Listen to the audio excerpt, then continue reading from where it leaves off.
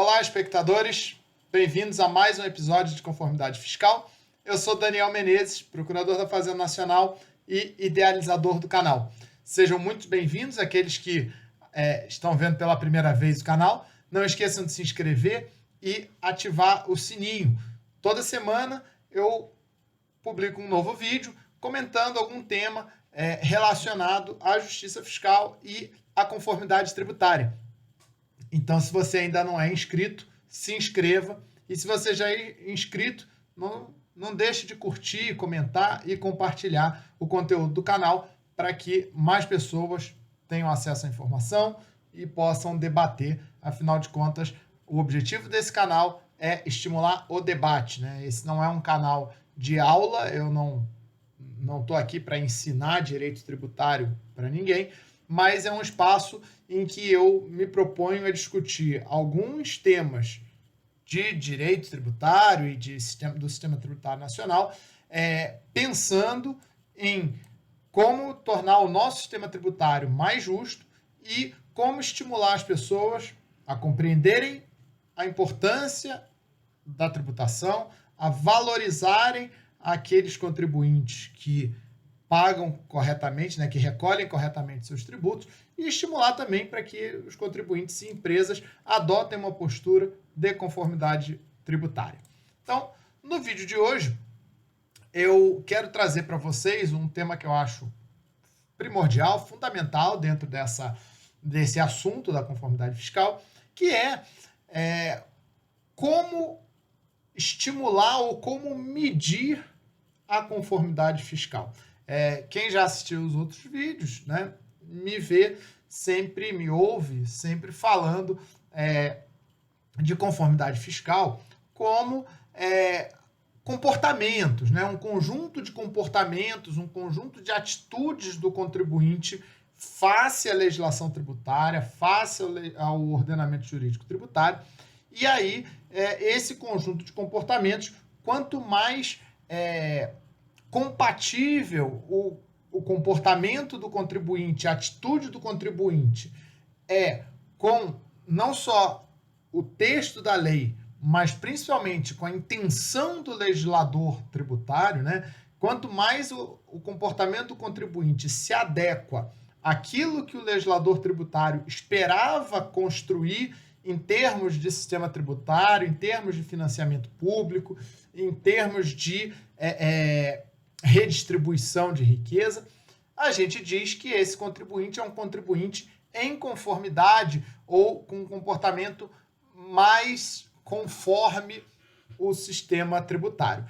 Por outro lado, quando o contribuinte tem uma atitude que não espelha aquilo que a lei determina, aí esse opera no campo da ilegalidade, ou mesmo quando o contribuinte, as atitudes do contribuinte em matéria tributária não espelham a intenção do legislador, ainda que ele não esteja descumprindo literalmente a lei, mas quando a gente vê que a gente olha o comportamento do contribuinte e fala, puxa vida, ele não está cometendo nenhum ilícito, mas eu tenho certeza que quando o legislador criou essa norma tributária, não era para isso, não era para que esse contribuinte tivesse esse comportamento e tivesse esse resultado. Então, esse descompasso entre a atitude do contribuinte em relação à legislação tributária e a intenção do legislador quando criou essa legislação tributária é aquilo que a gente denomina desconformidade tributária. Então, notem que, eu já falei isso em outros vídeos, quando o tema é conformidade tributária, ele não se restringe a cumprir a lei ou não cometer ilícitos tributários. Eu já disse isso aqui, que a ideia de legalidade, a ideia de obedecer à lei, ela é um dos níveis da conformidade tributária. Quando a gente pensa em conformidade, um dos aspectos é, obviamente, cumprir a lei, pagar os tributos, apurar, declarar e pagar os tributos conforme prescrito na lei. Mas a conformidade tributária não se esgota aí. Quando a gente pensa em conformidade tributária, a gente está pensando além da legalidade. A conformidade tributária, ela leva em consideração também a atitude do contribuinte em relação àquela lei. Eu vou dar um exemplo, enfim, simplório, mas pensem vocês o seguinte, aquele contribuinte que ele paga os tributos dele corretamente, porém, ele está o tempo inteiro, vamos imaginar que seja uma pessoa, né, com alguma visibilidade, e ele está o tempo inteiro nas redes sociais dele falando que tributação é um absurdo, que tributo é roubo, que ele tem um sócio oculto, que é o governo, que sonegar tributo é legítima defesa. Ainda que ele não esteja descumprindo a lei, essa atitude dele vai de encontro à legislação tributária, ao espírito da legislação tributária. Então, conformidade, quando a gente pensa em alguém cujo comportamento está em conformidade com o sistema tributário, é aquilo, não basta ele cumprir a lei, ele tem que ter uma atitude com relação ao sistema tributário que seja uma atitude de conformidade, de adequação àquele sistema, e não uma atitude de resistência àquele sistema. Tem alguns exemplos de empresas de contribuintes, né, que têm atitudes bastante em desconformidade com a lei tributária, ainda que tecnicamente eles não cometam ilícitos. Tá?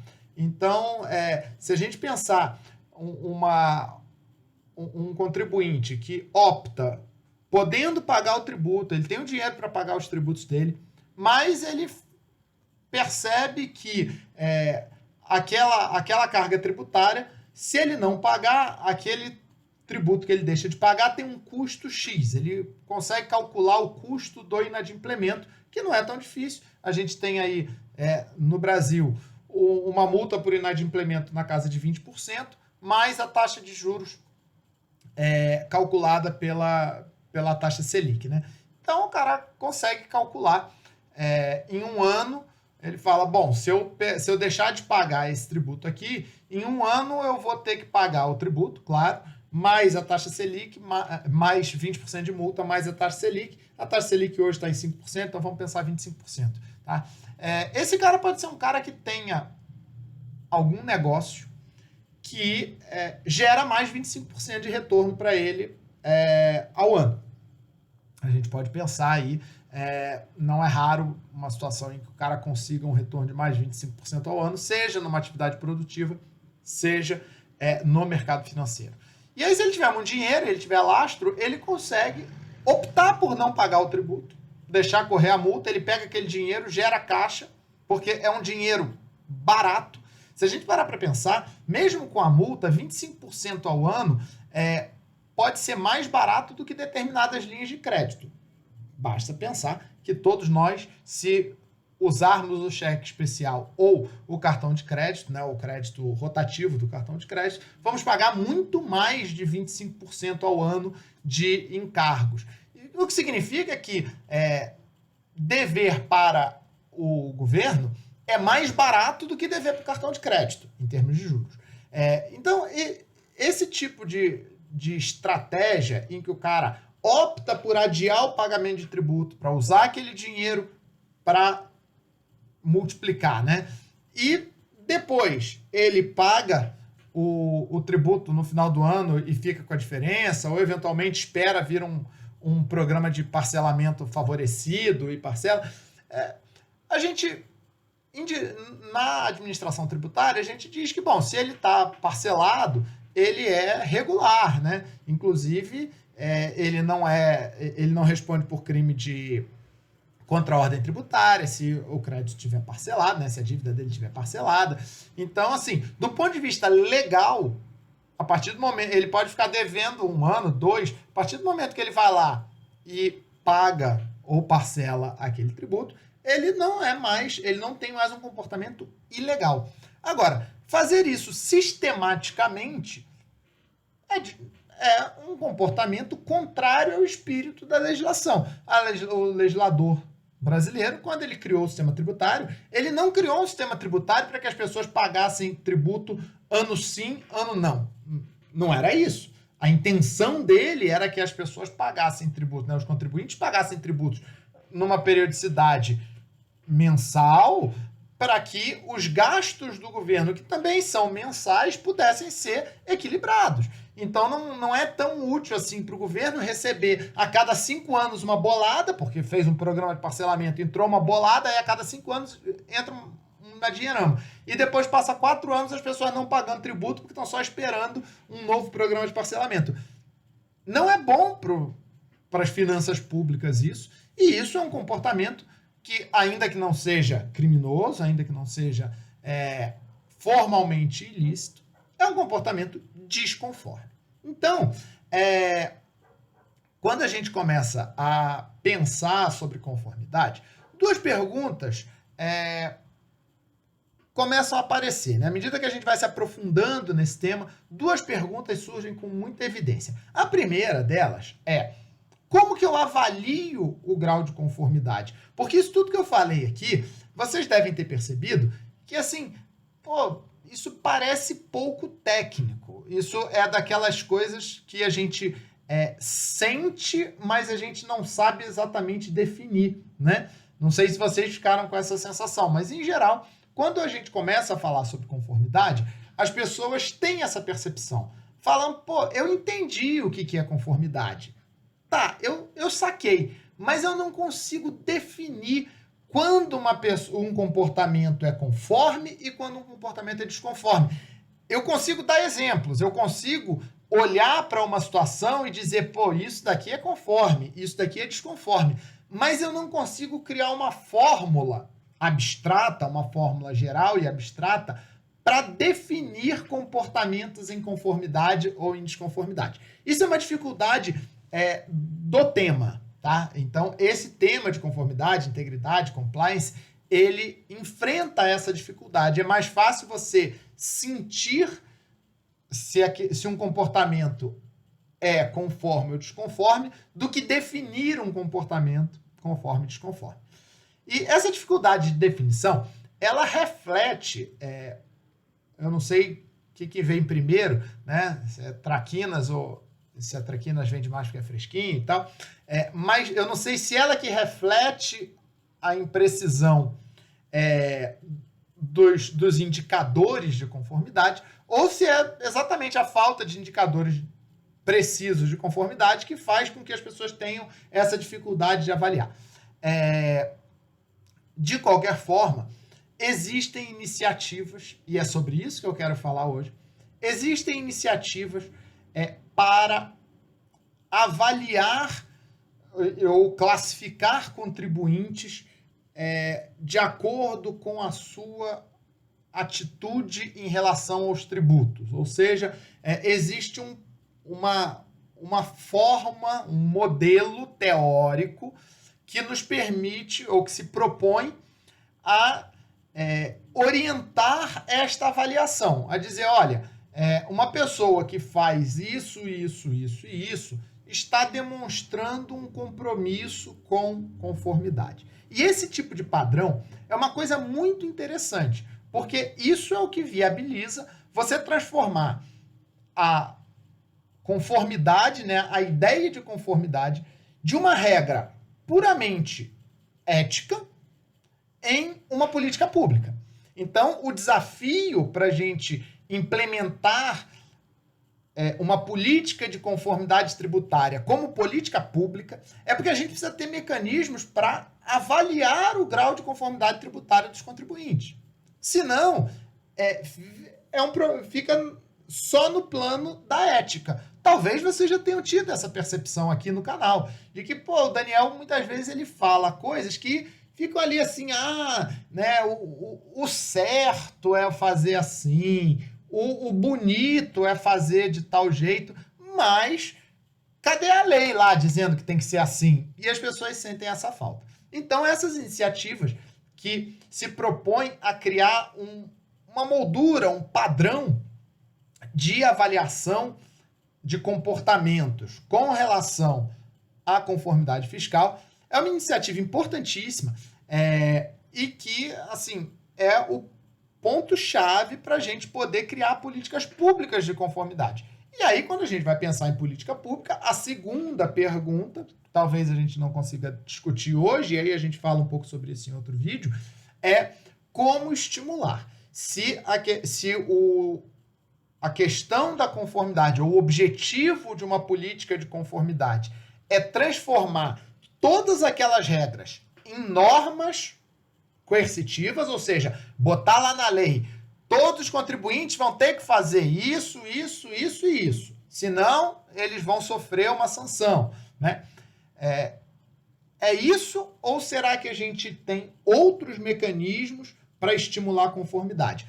O que mais ou menos prevalece é que políticas de integridade não se implementam, tá? Ou não se desenvolvem por meio de uma legislação coercitiva. Não é escrevendo na lei, tem que fazer isso, não pode fazer aquilo, que eu consigo fazer com que as pessoas mudem a sua atitude com relação ao cumprimento das obrigações tributárias. A verdade é essa. A verdade é que se você põe lá na lei, claro, algumas pessoas, agora eu tenho que fazer isso, eu vou fazer. Talvez a pessoa já até fizesse antes, ela não fazia porque nunca tinha se dado conta, ou porque não era necessário, não tinha os meios para isso, mas a pessoa não tinha, vamos dizer, uma atitude contrária àquilo. Por outro lado, as pessoas que têm uma atitude contrária ao cumprimento da legislação tributária, ou contrária ao cumprimento, né, das normas éticas em relação à tributação, essas pessoas talvez não cumpram, mesmo que você transforme aquilo numa norma impositiva. Mesmo que você diga, olha, agora você tem que fazer isso, porque senão você vai ser considerado desconforme, você vai sofrer uma pena. Essa pessoa, se ela não muda a atitude dela com relação à tributação, é mais provável que ela busque uma forma de burlar aquela nova norma, né? Então, antes não tinha norma mandando fazer. Aí o cara não fazia. Aí a sociedade entende que aquele comportamento é um comportamento desejável. Resolve criar lá uma norma. Você tem que fazer isso. O cara vai buscar uma forma de burlar, assim como ele buscava formas de burlar a obrigação tributária. Então, o que a gente observa, né, quem estuda o tema, diz que, olha, a verdade é que conformidade, você não induz conformidade impondo comportamentos. Você tem que criar mecanismos de incentivo, de estímulo, né? Aquilo dali precisa começar a ser visto como uma coisa positiva pelo contribuinte e pelos demais, para que aquela coletividade comece a cobrar uns dos outros aquele comportamento. E a gente pense assim, vários comportamentos mudaram na nossa sociedade dessa forma. Não tanto porque a lei proibiu ou mandou fazer, mas porque as pessoas começaram a enxergar aquilo como um comportamento positivo, né? Então tem alguns exemplos. Por exemplo, o cinto de segurança, que quando eu era novo ninguém usava cinto de segurança no carro. Cinto de segurança, veio uma lei e falou, agora tem que usar cinto de segurança, se você não usar você vai tomar uma multa, você vai ganhar 5 pontos na carteira, em 3 vezes você perde a carteira. Aí as pessoas começaram a usar o cinto de segurança. Mas tem outras coisas que a gente não mudou a norma e a gente conseguiu o mesmo efeito, né? Um exemplo bacana da gente observar é jogar lixo no chão, né? Pela janela do carro dá multa, mas você jogar lixo no chão. Ainda tem gente que joga, claro, mas no passado era super comum, a pessoa jogava tudo no chão, né? Principalmente quem fumava, jogava bituca de cigarro no chão, né? As pessoas iam à praia, largavam sujeira no chão. E esse comportamento está mudando. Eu não estou dizendo que está ótimo, não estou dizendo que todo mundo cumpre. O que eu estou dizendo é que assim, aquele comportamento positivo começou a ser visto como positivo pelas pessoas. Aquelas pessoas que praticavam o comportamento ruim passaram a ter uma vergonha de praticar um comportamento ruim, porque as outras estavam olhando, as outras cobravam, as outras falavam, pô, mas tá jogando lixo no chão aí e tal. Então o comportamento mudou, né? Então, muito da discussão de política de conformidade tributária passa por aí. Criar métodos para estimular comportamentos. Então, também não dá para a gente botar tudo na lei, não vai ser eficiente. E aí, de novo, a importância desses modelos, desses padrões de conformidade, como eu vou citar aqui que eles têm essa característica de ser transparentes. Em inglês, eles utilizam muito uma palavra que eu acho útil, né? Eu ainda não consegui uma tradução tão boa. Em inglês se usa a palavra disclosure, né? Que é revelar, descortinar, né? Desocultar. Em português, a gente tem traduções, se você puser no Google, tem traduções para disclosure, mas nenhuma diz exatamente o que em inglês esse termo me passa.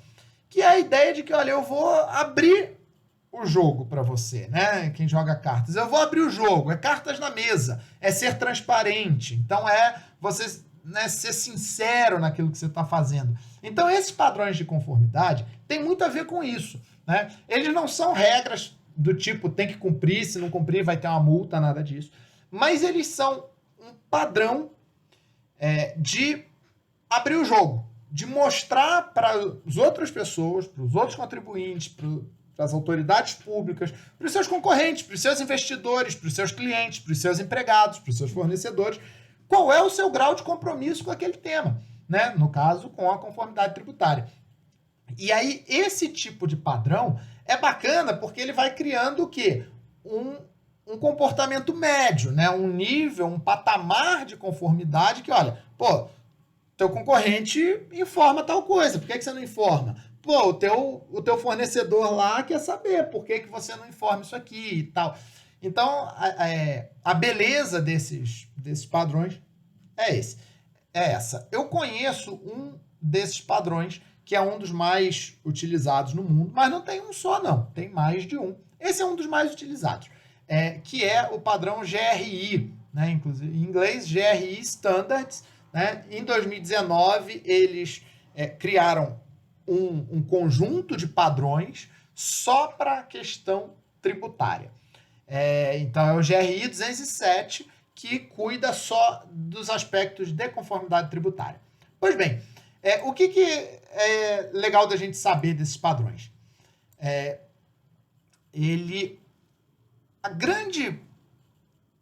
Primeiro, assim, esses padrões eles são pensados, né, um esclarecimento prévio. Esses padrões são pensados para empresas multinacionais, grandes empresas, né, instituições financeiras, né, empresas que operam em mercados financeiros, mercados de commodities globais. Então, é claro que tem umas coisas nesses padrões que talvez não se apliquem ao comércio da esquina. Mas eu acho que conhecer esses padrões nos permite pensar o que se aplica aqui, né? O que eu posso adaptar? O que eu poderia esperar do comerciante da esquina, né? Da fábrica do produto que eu compro ali com frequência. Então, esses padrões, como eles são criados por organizações, né, ou de pesquisa, ou organizações internacionais, né, pessoal de advocacy, né, pessoal que se empenha em influenciar políticas, ainda que não sejam governos, não sejam políticos, partidos, muitas vezes são ONGs, né, associações de consumidores, de bancos, etc. e tal. Então, eles não têm o poder do Estado para impor multa, impor sanção. Então, esses padrões, esse padrão, o GRI 207, ele é um padrão, como eu falei, de revelar, né? O que ele se propõe é estabelecer um nível de transparência, de comunicação, né? Como a gente tem no mercado financeiro, lá, quem opera no mercado financeiro sabe que todas as empresas, sociedades anônimas, que vendem ações em bolsa de valores, tem lá um padrão de comunicação institucional sobre riscos, sobre finanças, sobre saúde financeira da empresa, sobre estratégias negociais da empresa. Então, toda empresa, sociedade anônima, tem lá uma área de relacionamento com investidores, geralmente tem um diretor específico para isso, que se ocupa de passar essas informações, né, de informar os investidores sobre aqueles pontos que são sensíveis. E atualmente está se falando muito numa coisa chamada ESG, que é Environment, Social and Governance, né? Em que a parte do environment procura trazer para dentro dessa mentalidade de transparência, de divulgação, de informação, a atitude da empresa com relação ao meio ambiente, né? E o que esse padrão GRI se propõe é trazer um componente tributário para essa mentalidade. É falar, olha, legal, é bom você falar sobre a saúde financeira da sua empresa, sobre as estratégias comerciais da sua empresa. É importantíssimo você falar sobre a atitude da sua empresa com relação ao desenvolvimento sustentável, à ecologia, à preservação do meio ambiente. É fundamental hoje, né, o G lá no ESG, o G é governance, né? É fundamental você dizer como a sua empresa se posiciona com relação à corrupção, né? E quando a gente fala em governance, entra muito a questão de corrupção. Como a empresa, qual a atitude da empresa com relação à sociedade onde ela se insere. Então, ao respeito a normas trabalhistas, né, a educação e formação dos seus empregados. Então, tudo isso, né, hoje em dia está sendo avaliado. E aí, a proposta é trazer um componente de conformidade tax, né? Então, a gente poderia ter aí um ESGT. Apesar de que tax poderia entrar em governance, poderia entrar em social, poderia entrar em outros campos, mas a gente pode pensar em acrescentar aí uma letra ESGT para tratar o seguinte, qual é a atitude da empresa com relação à tributação.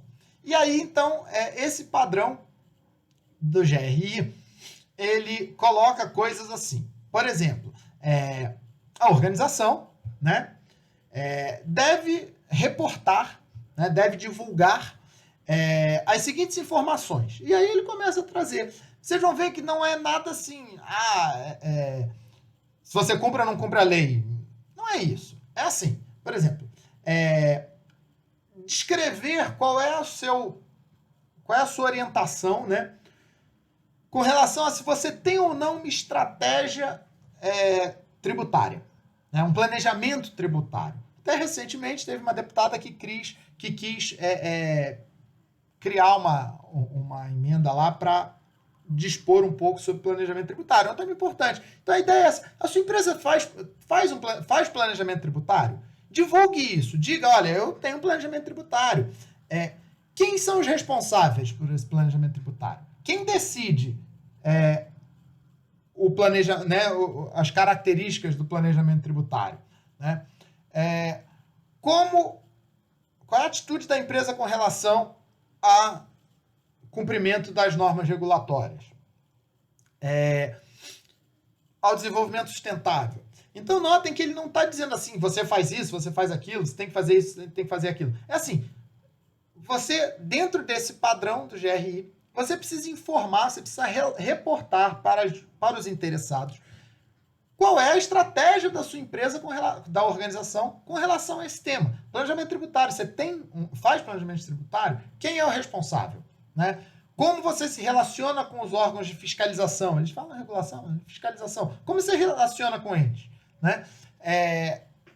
Outros assuntos que eles vão trazendo. Né? Então, informar aos acionistas, né, aos interessados, qual é a sua se você faz lobby ou não. Qual é a sua atitude com relação ao lobby para interferir na legislação tributária? Né? Você está lá influenciando legisladores? Você tem uma agenda de alteração do sistema tributário nacional ou não? Você não tem uma agenda de alteração desse sistema. Outras, né, tem algumas outras informações bem interessantes, assim, onde a empresa opera, né? Quais são as principais atividades da empresa em cada jurisdição, né? E a gente pode pensar aqui em diferentes estados, existe uma situação bastante complexa no Brasil de planejamento tributário envolvendo tributação em diferentes estados, né, de ICMS. Então, assim, você opera em mais de um estado da federação? O que você faz em cada um deles exatamente? Né? Quantos empregados você tem em cada um? Né? Quando você realiza vendas, quanto das suas vendas vem de terceiros, né, clientes em geral, e quanto das suas vendas são relações entre empresas do mesmo grupo? Isso tem um impacto tributário tremendo, né? é um artifício forte de planejamento tributário. Então, a empresa dizer, olha, eu realizo a minha planta lá do Espírito Santo, só vende para empresas do meu grupo. Então, isso é uma informação relevante. Quanto aí, lucro, prejuízo, essa informação já, de alguma forma, está contida, né? A legislação tributária já obriga as empresas a dizerem quando elas são tributadas pelo lucro real. Mas tem empresa que não é obrigada a informar quanto que ela teve de lucro. Elas são obrigadas a informar quanto que elas tiveram de faturamento. Mas elas não são obrigadas a informar quanto tiveram de lucro. Porém, essa é uma informação que, para você avaliar se aquela empresa tem uma atitude bacana com relação à legislação tributária, ou se ela está usando, né, planejamento tributário para subtrair a base tributária dela e, com isso, levar uma vantagem com relação a um pequeno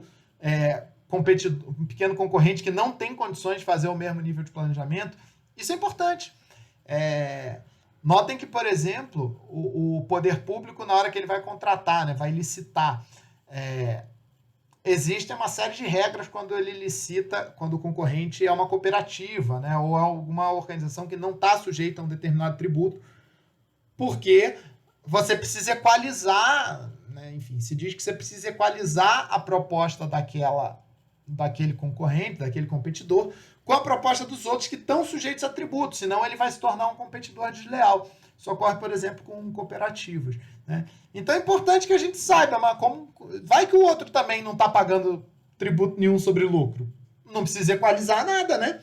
Então, esse tipo de informação é que vai formando esse padrão de comunicação, né, de transparência. Então, qual é o patrimônio da empresa em cada lugar onde ela está? Então, essa é uma empresa que ela acumula patrimônio num lugar só, que todos os empregados estão num lugar só. Isso tudo vai acabar impactando no pagamento de tributos daquela empresa e, consequentemente, na contribuição daquela empresa para a sociedade onde ela se insere. Então, é muito nessa linha, né? Informar esse tipo de coisa. Quanto que você paga sobre o seu lucro? Quanto que você paga sobre o seu faturamento de tributos, né? Por que você tem um nível de tributação diferente do que era esperado, né? Então, o GRI tem questões, né, sobre esses pontos, sobre esses aspectos. Alguns outros, né? Não só esse, mas esses são os principais que eu quis trazer para vocês entenderem, primeiro, qual é a lógica desse tipo de padrão, né? O que se quer com esse tipo de padrão? A gente não quer impor determinados comportamentos, dizer a partir de agora você não pode fazer isso, você tem que fazer aquilo. É estabelecer o seguinte, olha, a gente acha bacana que empresas de tal porte sejam transparentes com relação a essas informações, porque são informações sensíveis para a gente analisar o grau de comprometimento da empresa com o sistema tributário e que, no fim das contas, o grau de comprometimento de uma empresa com o sistema tributário reflete o grau de comprometimento da empresa com a sustentabilidade social. Porque o pagamento de tributos, a gente já viu aqui, eu já comentei, o pagamento de tributos nada mais é do que a forma que o Estado tem de financiar aquelas atividades que a sociedade entendeu que eram relevantes e necessárias. Então, a gente tem lá uma série de atividades que a sociedade entendeu que eram relevantes, que eram necessárias, colocou na Constituição, editou leis dizendo, olha, a gente quer que tenha isso, a gente quer que o trabalhador rural possa parar de trabalhar quando tiver uma determinada idade, porque ninguém merece trabalhar 90 anos de idade capinando no sol, acordando 4 horas da manhã para ir lavrar a terra. Então, assim, a gente tomou essa decisão enquanto sociedade e as empresas os contribuintes, né, as organizações que operam nessa sociedade se beneficiam de todo esse sistema, né? No mínimo, vamos imaginar que ela seja uma importadora, ela não produz nada aqui, ela não tem empregado aqui, ela não usa nenhum recurso natural brasileiro, ela não usa cadeias de distribuição brasileiras, nada. Vamos dizer que ela seja uma importadora de um bem imaterial, que não precisa ser transportado também. Né? Para pensar assim, numa empresa que, mas essa empresa não usa nada. Ela está vendendo para quem? No mínimo, ela está vendendo para uma população. Então, no mínimo, ela se beneficia do nível de prosperidade e riqueza daquela sociedade. E dificilmente uma empresa não se beneficia de uma rede de luz, de uma rede de saneamento básico, de segurança pública, de proteção de marcas e patentes, propriedade intelectual e industrial. Dificilmente ela não se beneficia de um sistema de educação que forma a mão de obra para ela. Dificilmente ela não se beneficia de estradas por onde os bens dela são transportados, né? Então, tudo isso são benefícios que uma empresa, uma organização tem ao se instalar numa determinada sociedade. E é justo que ela contribua para essa sociedade. Portanto, quando a gente fala em comunicar esse tipo de informação, por que a empresa vai comunicar se ela paga ou não paga tributo? Desde que ela não esteja descumprindo a lei, se ela descobriu lá um jeito de não pagar tributo, parabéns para ela. Não, parabéns para ela não. Eu quero saber, porque eu quero saber qual é a empresa que está disposta a contribuir com a sociedade e qual é a empresa sanguessuga, que só quer chegar aqui, utilizar os recursos naturais, utilizar as infraestruturas, utilizar a mão de obra, vender os produtos dela e mandar toda a receita dela para o exterior e cair fora. Isso é uma empresa sanguessuga. Não está contribuindo nada para a sociedade, né? Então eu quero saber isso. É justo que eu saiba. É justo que eu possa saber se a empresa está praticando alguma coisa nesse sentido. Então, a ideia desses padrões de comunicação, né, é essa. É a gente estabelecer algumas informações básicas. Ninguém aqui está falando em revelar segredos industriais, como que você consegue ter um lucro X, nada disso, né? A gente está querendo saber o seguinte, olha, são algumas variáveis, alguns indicadores para eu entender qual é a atitude da empresa com relação à tributação e a participação dela nos custos sociais. E aí, diante dessa informação, eu vou saber avaliar. Eu acho que vale a pena trabalhar nessa empresa, ou comprar dessa empresa, ou vender para essa empresa. Né? Se eu sou um fornecedor e eu olho e falo, mas esse cara aqui está destruindo o meio ambiente, né? Está detonando o lugar, não está pagando tributo, eu não vou vender para ele. E assim a gente consegue estimular comportamentos positivos. Como eu falei, a gente não está estabelecendo aqui uma regra do tipo cumpra ou pague multa, não é isso, mas a gente está criando um padrão em que a gente possa olhar para todas as empresas usando a mesma lente, né, usando o mesmo óculos, a mesma lente, a mesma moldura, e aí a gente consegue comparar e falar, essa daqui tem um nível de conformidade maior do que essa. Essa daqui apresentou informações mais interessantes, né? Todas elas divulgaram as mesmas informações, mas eu estou vendo que essa daqui tem uma atitude com relação à tributação que essa outra aqui já não tem. Então a ideia é isso, é a gente criar alguns padrões de informação para poder comparar esses comportamentos e avaliar quais que são positivos, quais que são negativos, né?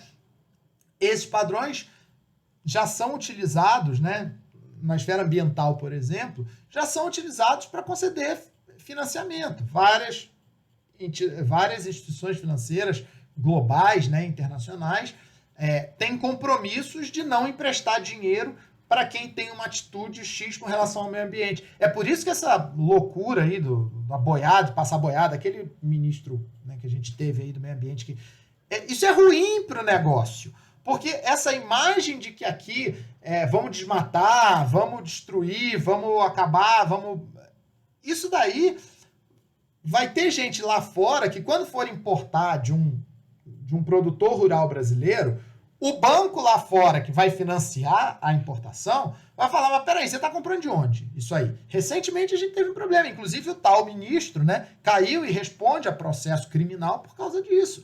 Porque ele estava autorizando, né, ou trabalhando para viabilizar que madeira extraída ilegalmente fosse para os Estados Unidos. Só que chegou lá nos Estados Unidos e os caras falaram, mas peraí, de onde está vindo essa madeira? Essa madeira não está certificada. Essa madeira é desmatamento ilegal. E lá nos Estados Unidos, os caras falaram, ó, a gente não compactua com esse comportamento e a gente não vai financiar isso. E aí a madeira não entrou. Então, essa é a ideia da gente criar esse tipo de padrão para começar a criar algum tipo de constrangimento e incentivo para que os contribuintes adotem comportamentos conforme. Quem tiver interesse, pesquisa GRI 2019, GRI 207, é de 2019, né? O padrão é instituído pelo GSSB, tá? Então, que é Global Sustainability Standards Board, né? GSSB. Então, é globalreporting.org. Então, quem tiver interesse, entra lá. Quem gostou desse vídeo, curte, comenta, compartilha. E se não é inscrito no canal ainda, se inscreve, marca o sininho para a gente poder debater esse e outros temas em outros vídeos. Forte abraço e até a próxima.